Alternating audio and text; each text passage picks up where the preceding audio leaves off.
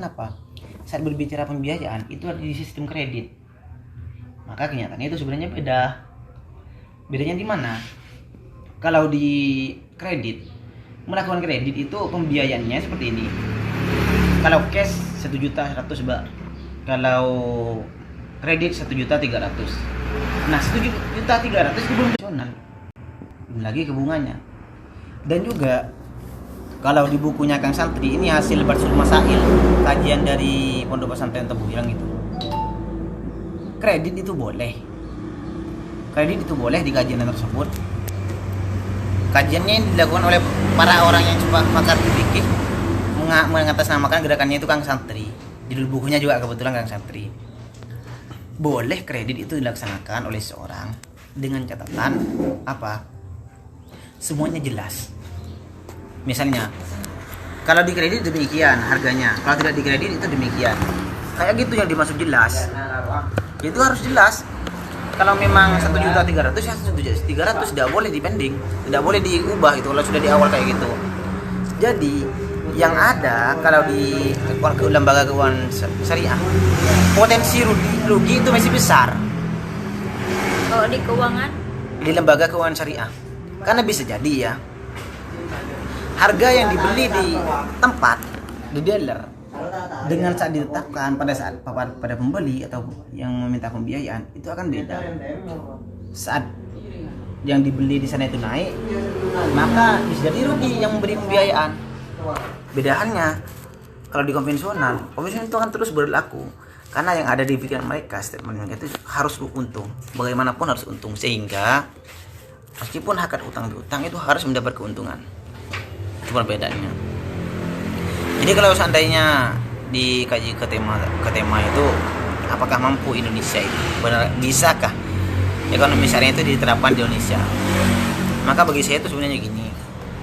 Ini dulu baru dilantik, dia itu sempat mengisi di pertemuan ikatan IAEI, Ikatan Ahli Ekonomi Islam. Nah, IAEI. Dia itu sempat ngisi, bahkan dia itu menyampaikan potensi ekonomi, potensi Indonesia itu mampu sebenarnya, bisa, potensinya sangat besar. Dan statementnya sayangnya hanya didukung karena mayoritas umat Islam, mayoritas rakyat di Indonesia itu beragama Islam. Statementnya di sana. Dan lebih masuk akal sebenarnya kajian dari Sri Mulyani. Sri Mulyani itu sebenarnya sempat digadang-gadang bakal calon IAEI. Hebat dia sebenarnya. Dia sempat jadi bakal calon Ikatan Ahli Ekonomi Islam. Dia itu sempat mengatakan Islam itu Indonesia itu bukan tidak mampu dan mungkin bisa. Tapi dengan catatan SDM-nya dulu diperbaiki gitu. Karena memang kendalanya semua itu di SDM. Terus yang ingin ditawarkan konsep ekonomi Islam ke Indonesia, apakah menjamin peningkatan ekonomi atau apa gitu? Kalau berbicara peningkatan ekonomi seperti ini kan, bisa ambil dari hal yang paling dasar. Rakyat bawah ataupun siapa itu pasti selalu menuntut keadilan. Dan orientasi dari ekonomi Islam sebenarnya ya keadilan ilahiyah, kejujuran, dan nilai-nilai value yang ada dalam Islam itu sendiri sebenarnya menjadi nilai dasar dari ekonomi Islam sendiri.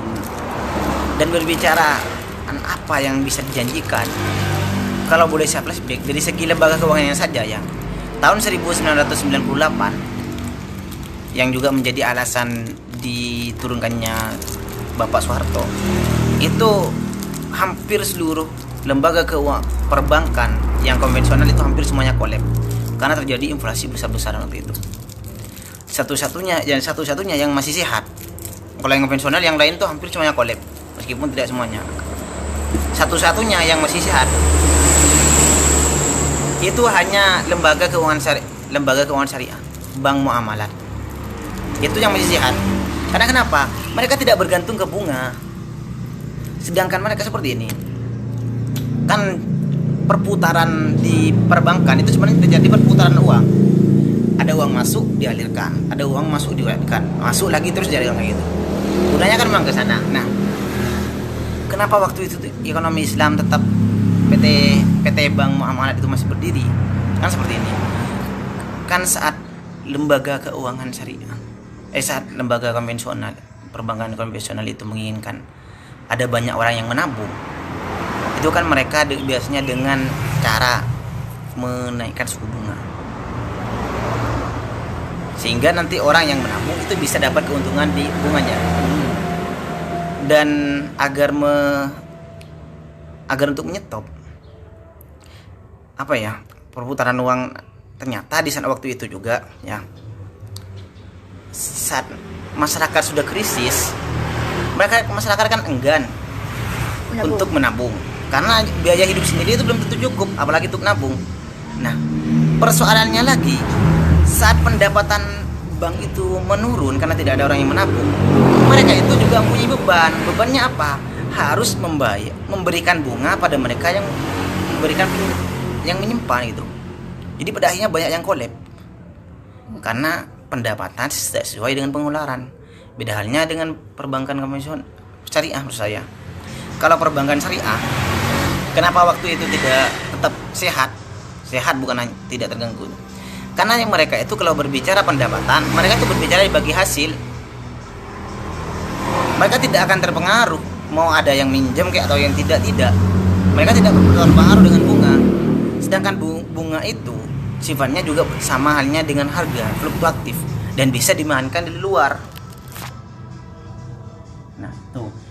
Sehingga dulu itu PT Bank Muamalat itu masih berdiri kokoh. Nah, saat itulah perbankan syariah mendapat mulai menancapkan tariknya di Indonesia. Bahkan pertemuan IMF itu sempat digadang-gadang Indonesia itu akan menjadi sentral perekonomian syariah dunia. Bahkan fakta yang mengejutkan itu kemarin sempat disampaikan oleh oleh Ibu Sri Mulyani itu, bahwasanya Indonesia itu sebagai peluncur sukuk hijau terbesar sedunia. Sukuk itu sebenarnya bagian dari akad lain instrumen keuangan syariah. Kalau di konvensional itu ada obligasi. Seandainya buy one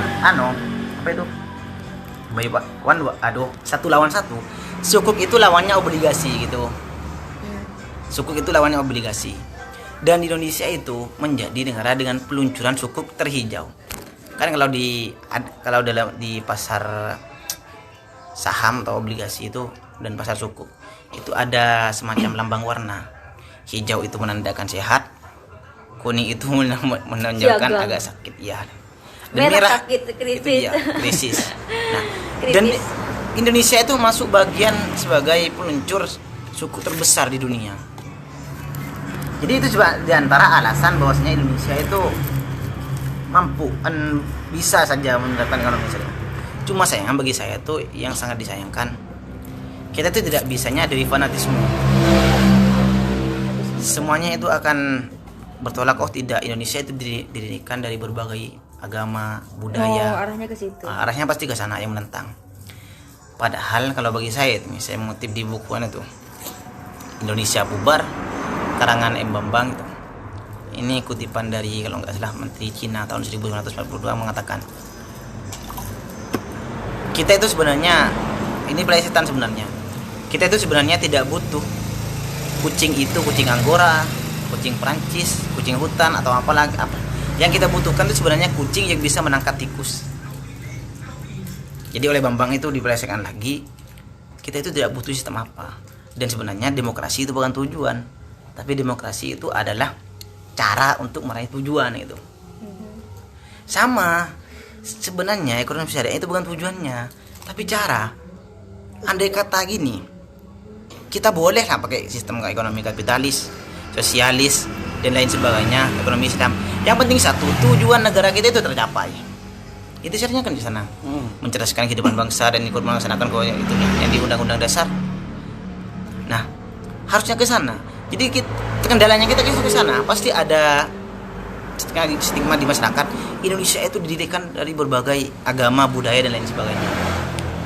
Toh saat kita saya berbicara keislaman, Islam itu tidak hanya persoalan agama kan, tapi persoalan value gitu. Berarti nilai. Yang kita harus sisipkan itu nilainya gitu, bukan agamanya. Nilai ekonomi Islam itu sisipkan ke nilai ekonomi di Indonesia. Beres gitu. Tidak perlu harus ada kata-kata maaf ya, Islami tidak perlu. Sehingga Mahfud MD itu sebenarnya sempat membuatkan statement gini, agak nyetik sih. Indonesia itu tidak butuh embel-embel syariah lagi, ekonomi syariah gitu. Karena ini ibarat kata kita pergi ke pasar ikan. Ternyata di depan pasar itu masih ada tulisan jual ikan. Kan itu lucu. Anggap sangat terlalu pemborosan gitu. Sama, yang kita butuhkan itu value yang ada di Islam harus diakomodir ke ekonomi yang ada di Indonesia gitu.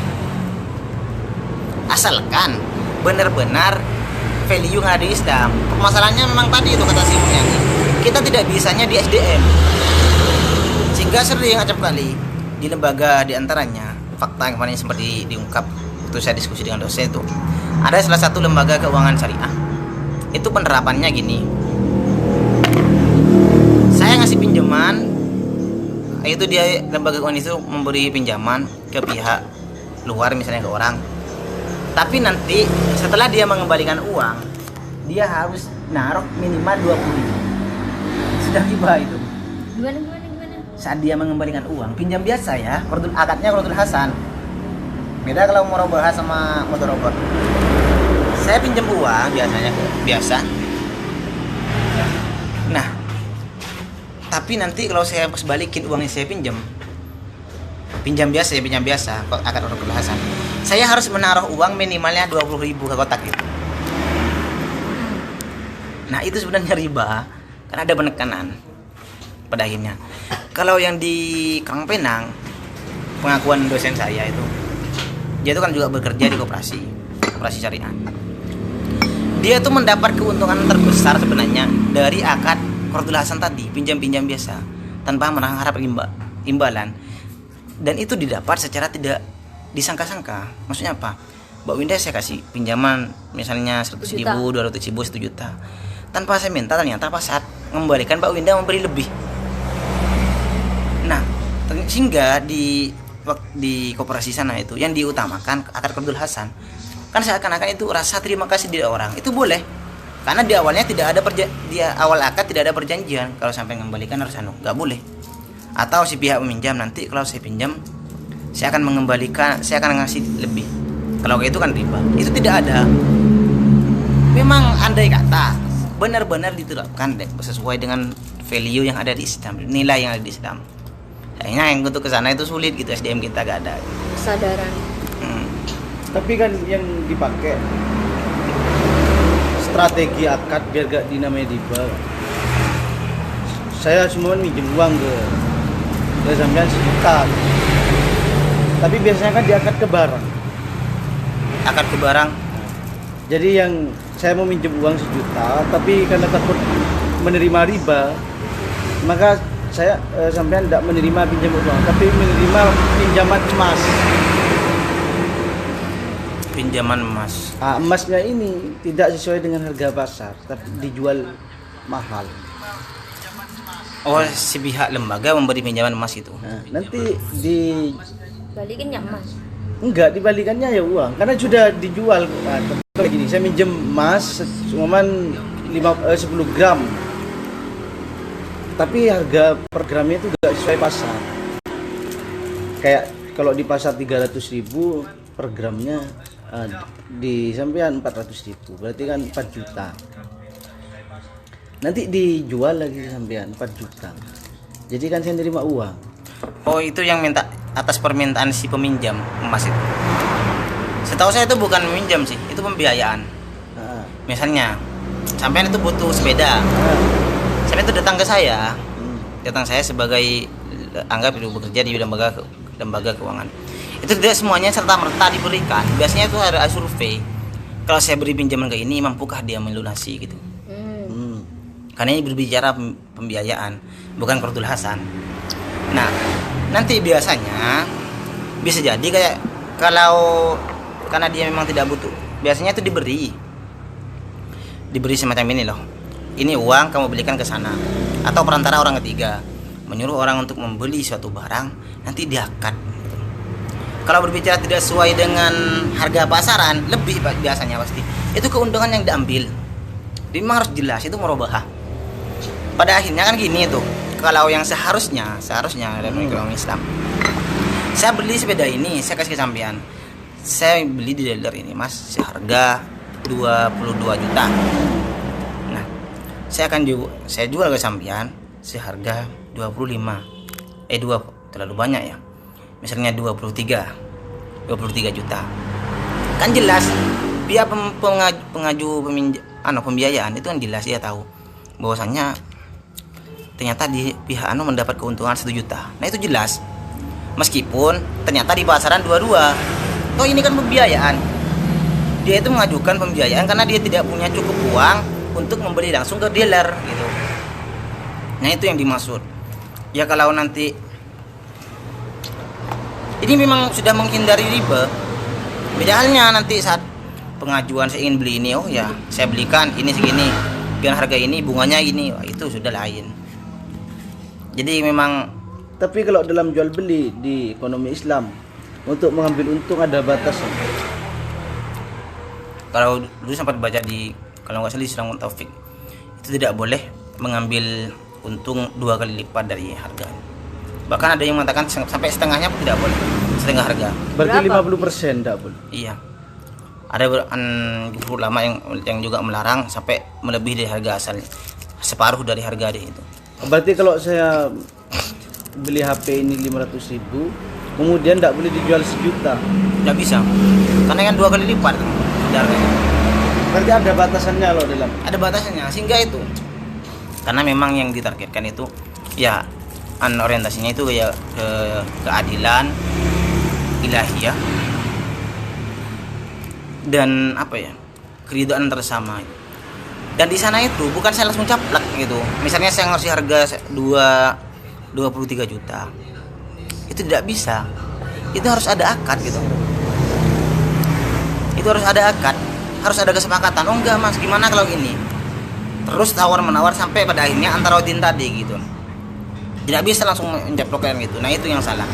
Cuma memang fakta di lapangan banyak yang menyimpang gitu. Karena kenapa? Karena kalau boleh jujur ya, di lapangan itu banyak yang masih ditemukan bekerja di perbankan itu jurusannya PHI gitu. Iya sih dia jurusannya PHI, tapi dasar-dasar ekonomi Islam dia kan tidak punya. Dasar-dasar Islam ada, tapi ekonomi Islam dia tidak ada. Kurang paham jelas. Iya. Jadi di sana juga yang diherankan oleh memang harusnya kata Muryani itu. Sekarang itu kan jurusan ekonomi Islam sudah banyak di berbagai universitas. Cuma kata Sri Mulyani, harusnya kuantitas itu dibarengi dengan kualitas itu. Jangan hanya jurusannya banyak, ternyata pada akhirnya sedikit yang paham. Banyak kok itu. Ada yang jurusan sosial ternyata masuk lembaga, wajar saja. Yaitu tidak bisa. Meskipun nanti kan kalau setahu saya itu di organisasi itu ada semacam pembinaan, ada juga pendalaman itu. Tapi saya rasa dia kan tidak punya bekal di awal. Dan memang agak ribet untuk memahami. Karena kenapa? Kita dihadapkan dengan berbagai akad. Dalam pembiayaan aja itu ada murabahah, ada mudharabah, ada musyarakah. Banyak. Dalam akad jual beli ya ada ada murabahah juga masuk jual beli gitu. Itu banyak. Jadi untuk paham ke sana itu saya rasa kalau hanya sekedar pelatihan 2 atau 3 hari itu sulit untuk memahaminya. Terlebih pada akhirnya harus terjun ke lapangan gitu. Kendalanya memang di sana. Jadi sulit memang, banyak masih di fakta di lapangan itu lembaga keuangan syariah mengatasnamakan syariah, tapi ternyata gak jauh beda dengan konvensional. Dan itu juga kita juga tidak bisa menyalahkan masyarakat. Kemarin kan sempat teman-teman saya itu sedikit melakukan survei kecil-kecilan sih.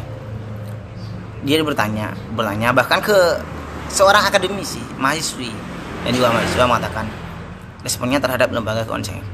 Hampir juga lebih banyak juga yang mengatakan antara lembaga keuangan syariah, perbankan syariah dan perbankan konvensional itu tidak ada bedanya itu.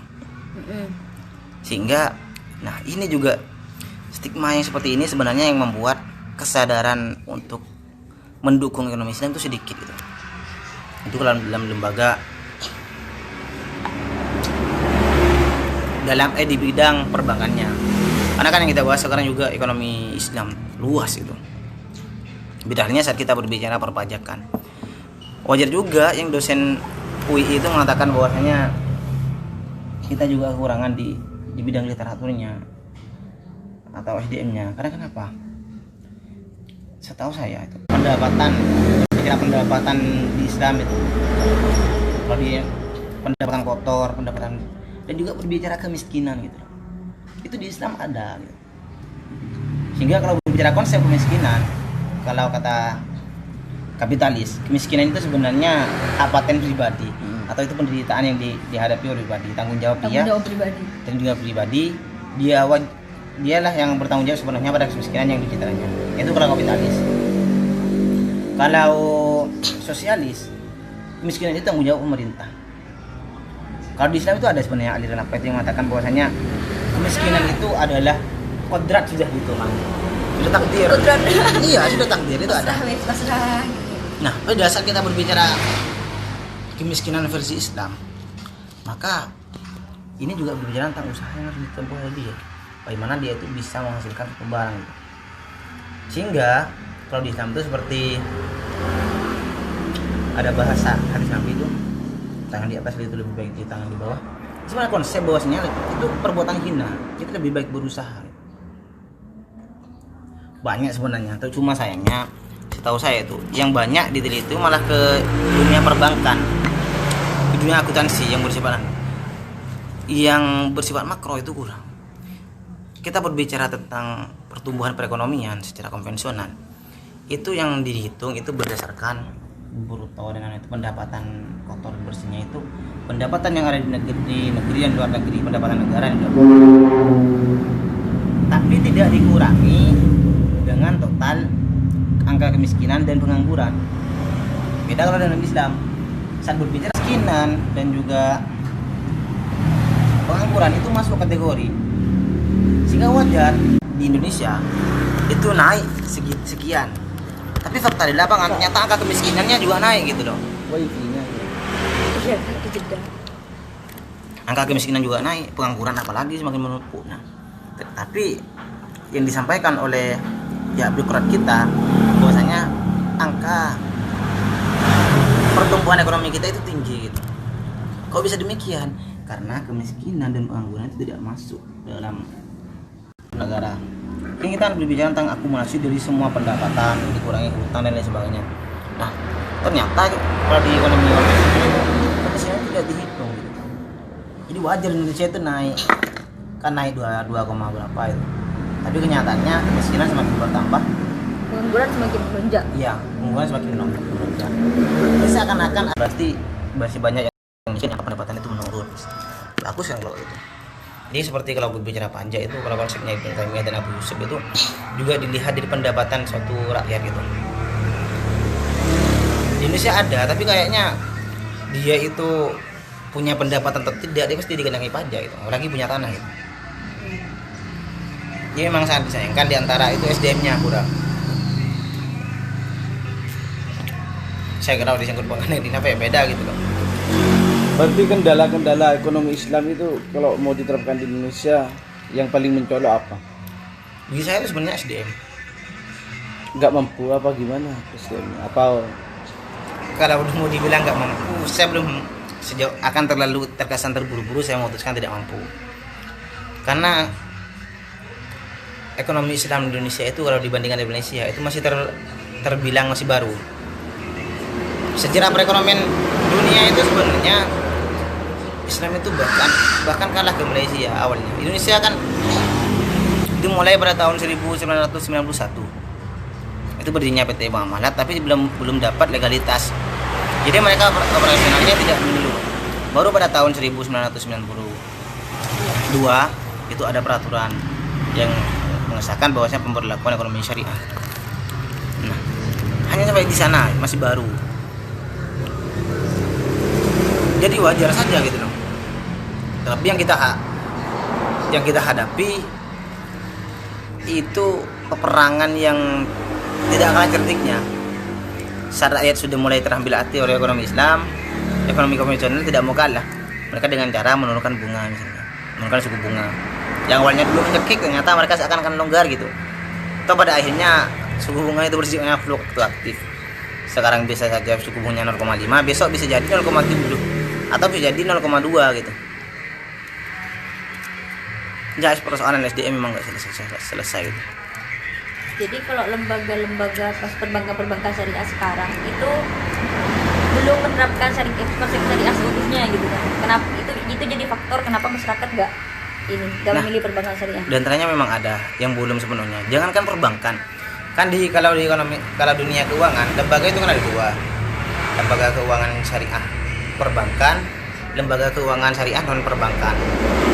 Yang lembaga keuangan perbankan ya kayak BRI syariah perbankan, BNI syariah dan lain sebagainya. Kalau yang non perbankan itu kayak ya koperasi syariah, BMT itu non perbankan. Di sana itu masih ada prakteknya. Bahkan kemarin tuh sempat di kelas itu diisukan bahwasannya ada koperasi yang menerapkan kata tadi itu ngasih pinjaman ternyata harus bunga. Jadi itu di atas namakan koperasi yang sebenarnya berdiri di pondok saya. Saya sampaikan saya bincang-bincang dengan sama karyawannya, ternyata di tempat itu tidak ada koperasi. Adanya cuma lembaga ya semacam BMT itu, tapi nggak saya sebutkan apanya. Ada kayak gitu, masih banyak lagi apa kayak gitu yang sebenarnya masih ada bunga dalamnya. Jadi mereka itu inginnya hanya menjadikan Islam itu sebagai label, atau pada akhirnya di dalamnya itu sama, gak jauh beda gitu. Berarti label itu hanya sebuah marketing kayak gitu kan? Iya, bisa jadi itu sebagai marketingnya agar menarik minat umat Islam untuk beralih ke lembaga keuangannya itu. Atau pada akhirnya sama gitu. Itu kayak misalnya ada BRI syariah, mandiri syariah. Itu sama aja berarti. Maksudnya kan sama-sama di bawah BI juga, kebijakannya juga sama gitu kan. Iya. Cuma nanti kan pemberlakuannya memang kalau berbicara kebijakan itu beda, Pak. Kalau memang BI itu juga menetapkan, tapi di BI itu memang ada semacam lembaga yang mungkin bisa dikatakan seandainya di struktural kepengurusan itu ada yang khusus konvensional, ada yang khusus syariah. Dan kalau kita berbicara secara generalnya itu pedoman ekonomi syariah itu ke DSN, Dewan Syariah Nasional. Dan kalau di lembaga perbankan menangnya juga perbankan syariah, lembaga keuangan syariah itu mereka punya DBS, Dewan Pengawas Syariah. Cuma memang juga yang disayangkan faktanya, saya pribadi, kenapa saat terjadi penyelewengan yang tidak sesuai dengan perbankan syariah itu kok DBS-nya seakan-akan tidak berkutik gitu. Kan DBS itu kan tugasnya untuk mengawasi. Jadi kayak tutup mata gitu. Iya. Dan bagi saya itu sebenarnya mungkin bisa jadi opini ya. Bisa jadi karena DBS itu masih belum bisa berdiri sendiri. Dalam artian gaji DBS itu kan ditentukan oleh lembaganya. Jadi kan bisa jadi semacam ancaman. Oke lah, saya jadi DBS. Saya bekerja di lembaga keuangan syariah A. Tapi gaji saya digaji A. Jadi bisa jadi saya masih ada ketergantungan. Iya kan? Kalau sampai saya membocorkan bahwasanya ini melakukan penyimpangan, wah bahaya. Beda halnya kalau nanti DPS itu sudah berdiri sendiri, Dewan Pengawas Syariah.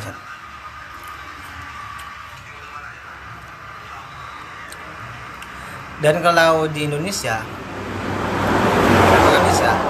saya tuh tidak ada salahnya gitu. Ini berbicara value ya, nanti bukan pas kita berbicara saya dikira pengunjung bagian penggerak. Tidak apa enggak? Iya kan bisa jadi nanti sebenarnya. Karena kalau kita pertama kita kaji dari sistem pemerintahan kita demokrasi. Kalau ada kajiannya Profesor Dr. Yuyun di bukunya Islam Moderat, setelah dikaji ternyata sistem demokrasi yang seutuhnya itu tidak ada sedikit yang seutuhnya yang sebenarnya tidak ada satupun yang bertentangan dengan Islam.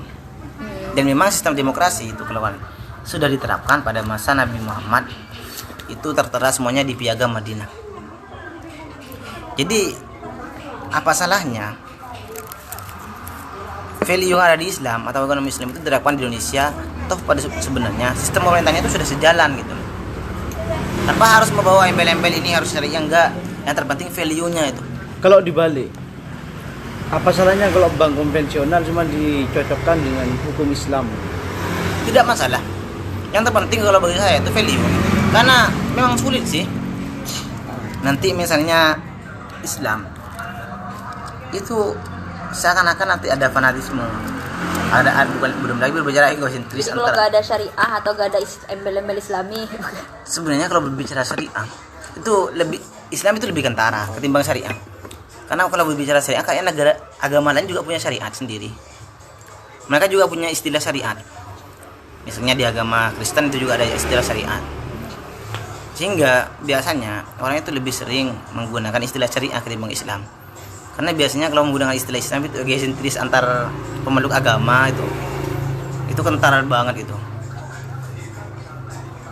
Bagus gak apa-apa sih misalnya siap ekonomi perbankan konvensional atau ekonomi kita itu menerapkan sistem yang ada di Islam tanpa harus membawa embel-embel syariah. Gak apa-apa. Toh yang sebenarnya yang diinginkan oleh Islam itu kan value yang diinginkan.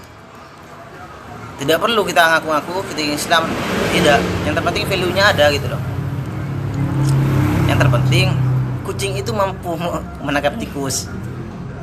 Tidak perlu kucing itu kucing Anggora atau kucing lain. hitam. Iya, yang terpenting Kucing mampu menangkap garong. kucing garong.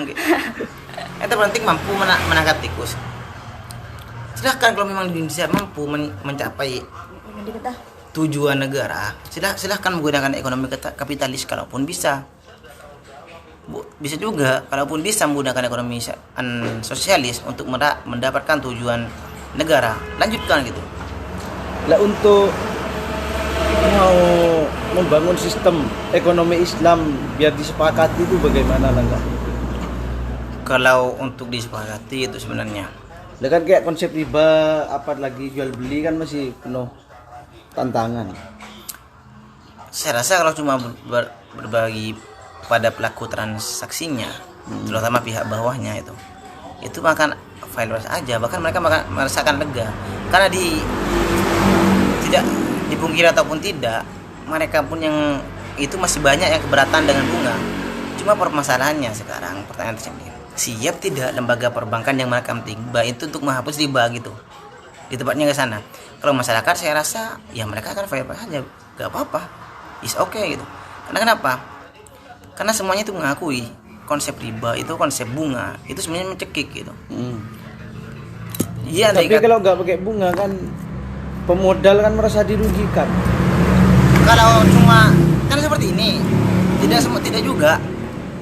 Karena kan di Islam itu kan konsepnya ada dua. Seperti tadi itu dasarnya itu. Ada akad yang bersifat profit oriented, ada yang sosial.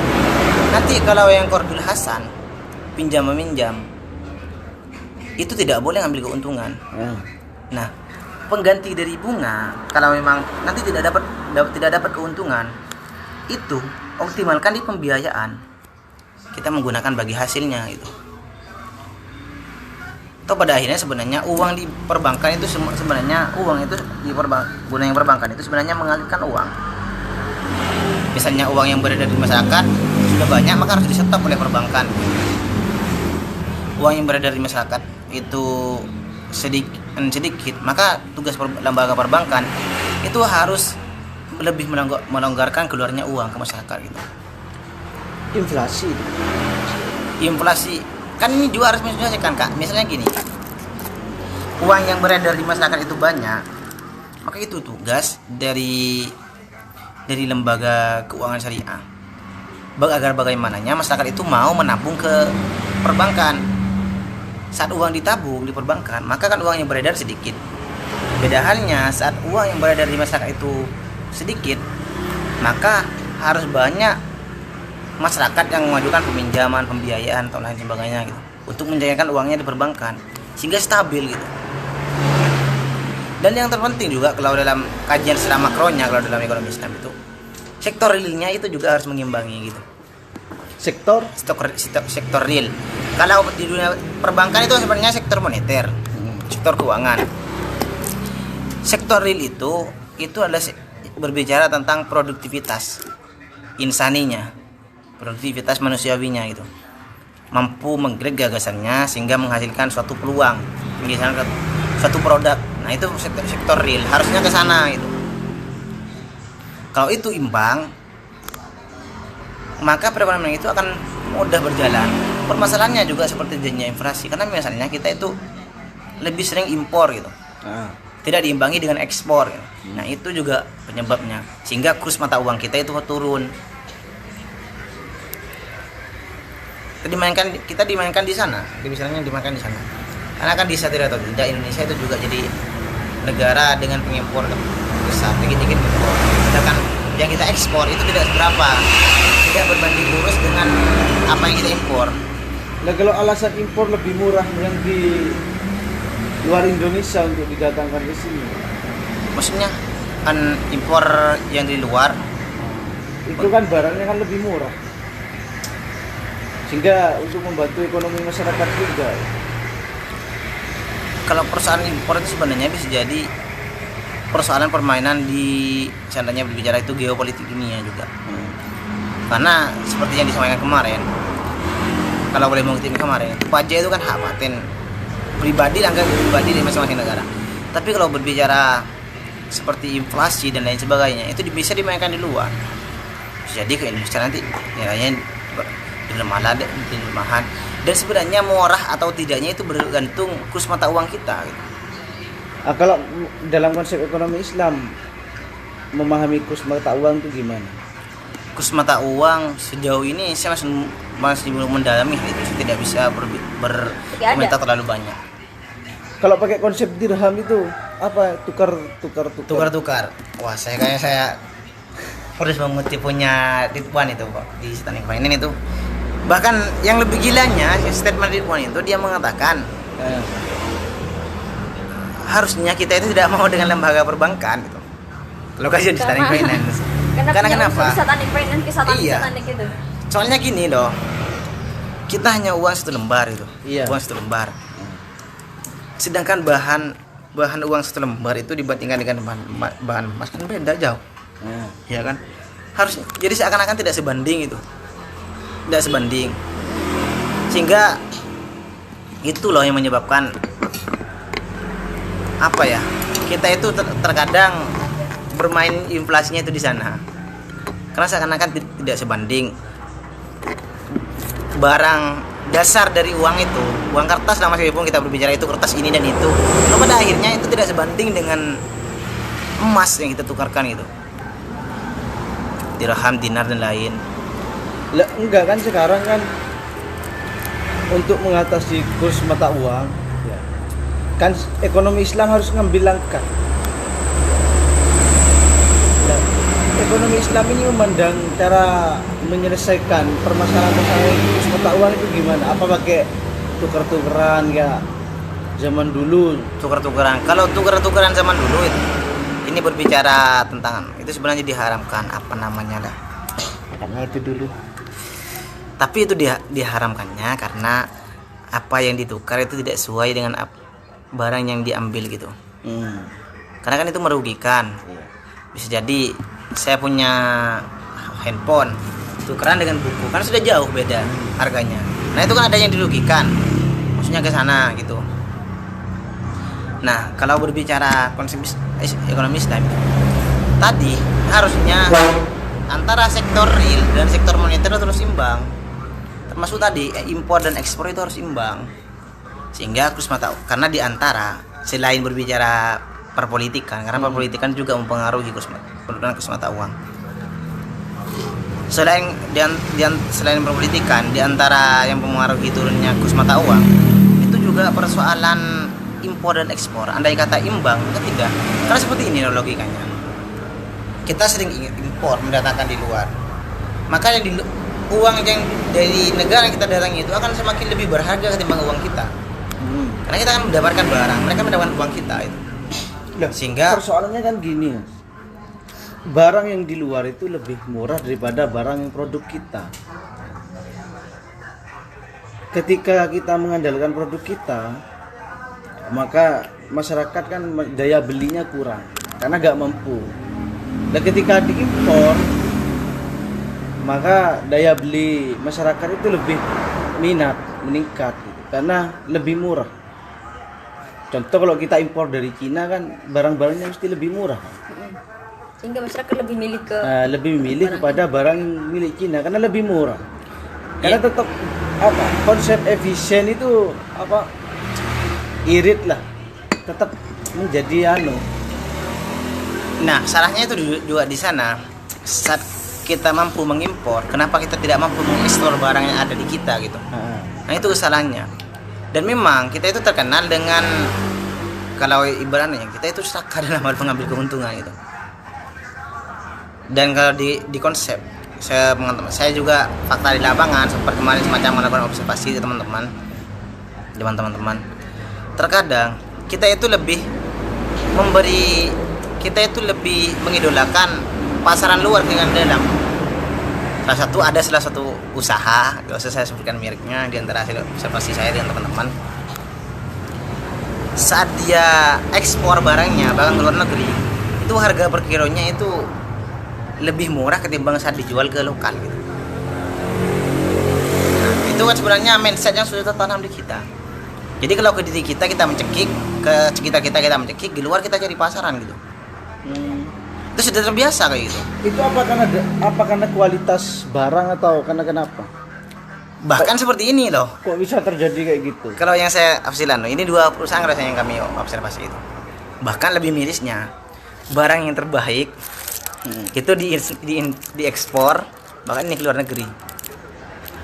Itu dengan harga yang lebih murah ketimbang barang yang ke dalam.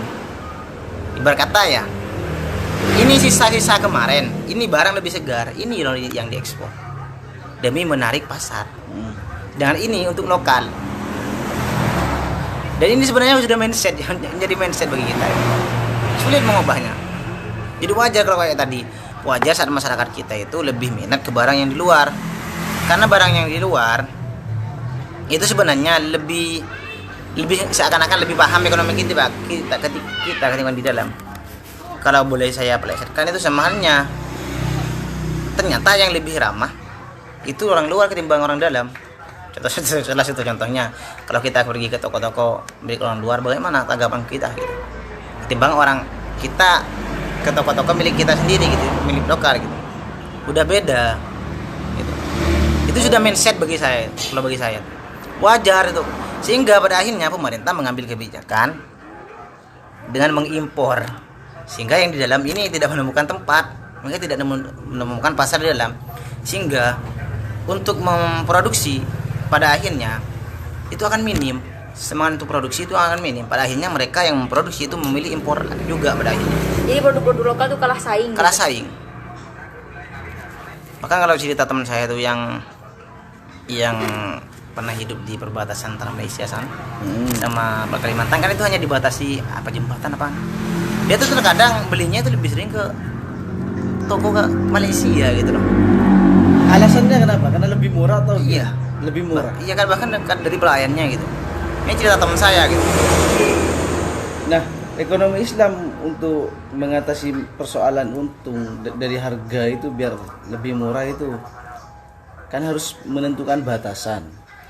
Tidak boleh menjual ini sekian, mengikuti pasar atau ada dasar lainnya itu. Kalau berbicara pasar ya, di Islam itu juga diatur di pasar. Berbicara masalah pasar juga diatur. Bahkan di Islam itu juga tidak diperbolehkan melakukan monopoli di pasar gitu. Kita mau menguasai pasar itu sendiri, itu tidak boleh. Merusak harga pasar pun juga di Islam juga tidak diperbolehkan gitu. Ya.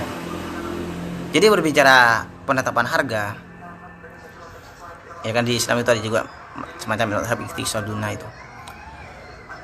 Penetapan harga itu juga ada yang mengatakan pemerintah itu tidak boleh ikut campur. Penetapan harga juga berdasarkan penetapan harga di pasaran gitu. Karena yang terpenting kan gini, kita berbicara value lagi, kembali ke value. Jika itu dipandang adil, jika itu dipandang kemaslahatan umat, maka lanjutkan itu. Jadi kalau misalnya ada harga yang mencekik dan itu tidak dipandang tidak memperhatikan kemaslahatan umat, maka itu salah. Kalau ada harga yang mencekik, makanya selain melihat hukum pasar, misalnya tidak boleh merusak harga pasar, tidak melakukan monopoli di pasar. Juga penetapan harga itu melihat kemaslahatan. Itu nilai dasar yang ada di Islam, value-nya yang harus ditetapkan. Kira harga itu. Luas sebenarnya bicara ekonomi Islami. Kenapa kok rumit? Apa karena gak jelas atau gimana ekonomi? Bukan tidak jelas, karena seperti yang saya kata tadi, ini luas. Berbicara dunia perbankan itu beda saat kita berbicara lingkup makronya. Beda juga saat kita berbicara tentang lingkup mikronya. Beda juga saat kita berbicara pasar gitu. Sedangkan tema yang kita bahas sekarang itu ekonomi Islam. Ini luas. Kalau kita mengaca ke pertemuan yang lalu, kita berbicara pajak kan, pajak. Pembahasan pajak kan demikian. Itu kan sebatas pajak. Andai kata kita berbicara itu hanya sebatas bagian dari instrumen ekonomi konvensional, anggaplah gitu. Nah, yang kita bahas itu sebenarnya sama halnya membicara tentang konsep ekonomi yang seutuhnya di Islam itu. Di luas. Jadi wajar saja kalau kita konsep dasar ekonomi Islam apa? Konsep dasar ekonomi Islam itu tadi kemaslahatan umat, adil, jujur, ilahiyah itu. Ya, pada akhirnya itu. Tapi kan susah untuk dipraktekkan. Kalau berbicara praktek ya iya, karena perilakunya itu manusia gitu. Cuma mau jujur, saya mau bilang saya beli ini sekian, saya ngambil untung sekian, kan tidak mungkin. Nah, maka itu persoalan individunya, bukan lagi persoalan ekonominya gitu. Kita tidak bisa nanti menjustis, ekonomi Islam itu tidak ada gunanya atau tidak ada bedanya. Itu bukan, ini berbicara oknum yang bermainkan dalamnya itu. Sistem demokrasi tidak salah, yang menjalankan itu siapa gitu loh. Minum dulu kopinya, minum dulu. Minum. Susu saya. Ini pindah. Dari.